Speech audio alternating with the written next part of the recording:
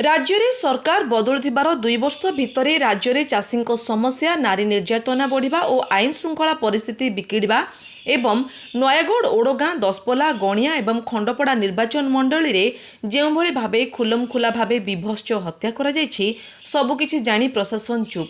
से सबु घटना को नहीं नयागढ़ में दसपल्लार युव विधायक रमेश चंद्र बेहेरा सभापतित्व में नयागढ़ विधायक अरुण साहू नेतृत्व में नयागढ़ बिजु जनता कार्यालय परिसर में एक प्रेसमिट करा जायछि।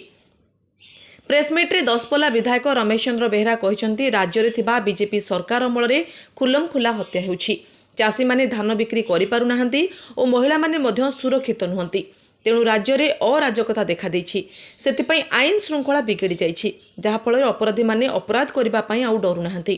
तेणु दिनकू दिन क्राइम बढ़ुची। राज्य में बीजेपी दल शासन में रहिबा नैतिकता हराई सारिछि। तेणु ए सरकार हटिबा दरकार। सेहीपरि नयागढ़ विधायक अरुण साहू सूचना देइछन्ति बीजेपी शासन चलिथिबा समय रे 40,000 नारी निर्यातना मामला रुजु होइछि किंतु किछि समस्यार समाधान होई पारुनी।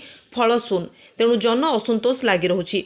जदि सरकार एक कथा को तुरंत हस्तक्षेप न करती तेबे आगामी दिन में तीव्र आंदोलन करा सहित राज्य रास्ता अवरोध करा प्रेसमिट्रे सूचना दी विषय जिलार नेतृमंडली समस्ते संपूर्ण भाव में आपण मान अवगत कर चाहे जदि आपण मैंने पचार पुणी मुझे कथा दोहराइबा चाहे जे आज राज्य में संपूर्ण भाव में आईन श्रृंखलार स्थिति परिस्थिति सृष्टि आईन श्रृंखला नहीं कहले अत्युक्ति हेब ना।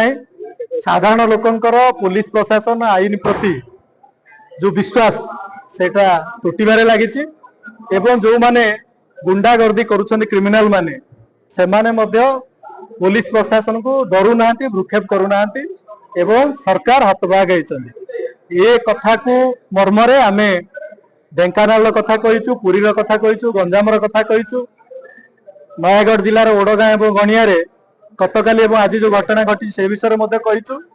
तेणु जेते बेले आईन श्रृंखला विपर्यस्त हो रही महिला माने सुरक्षित नहांती महिला हिंसा निर्यातना बढ़िबार लागिछि एवं छोट छोट पिला माने निर्यातनार शिकार होउछन्ति।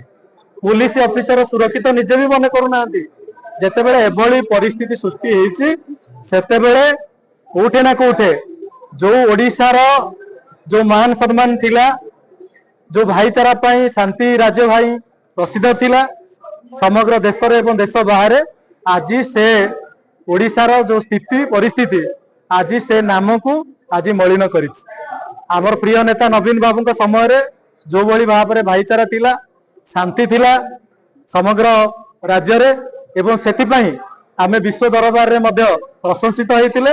आज अलोड़ा रेकर्ड आमे करूचे जे आज अमेरिकार राष्ट्रपति कहते तमे ओडिशा को जाओनी सेठरे महिला माने जदि जिबे निजर माने व्यवस्था करके जातु मॉल को जिबेनी आपणकर टूरिस्ट स्पॉट को जिबेनी एवं राति रे कौन सी जगह को जिबेनी।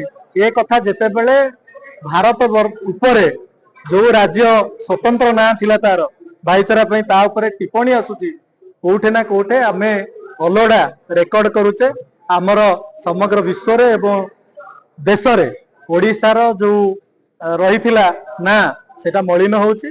तेणु सेतिपई आजिर ये जो प्रेस मीट कराई माध्यम आपण माध्यम आमे पुलिस प्रशासन को एवं प्रशासन को चेते देवा को चाहूँ जे जो भली भाव में राज्य में आईन श्रृंखलार परिस्थिति सृष्टि होती निश्चित भाव में नियंत्रण को नियंतु साधारण लोक न्याय पाऊ एवं महिला टी तार सम्मान पाऊ सेतिपई आजिर प्रेस मीट कराई जदि एथिरे सरकार विफल रुहंती आगामी दिन में निश्चित भाव में बिजु जनता दल राजरास्ता को आसिबो एवं 14 तारिख दिन मध्य ए संपर्कित एक मेमोरेंडम आमर एसपी नयागढ़ को मध्य देवार मध्य बिजु जनता दल तरफ कार्यक्रम रही जहाँकि आपन माध्यम रे मु जणाई देबाक चाहे। Nayagarh Jitun Kumar Mahapatra report live life Odia.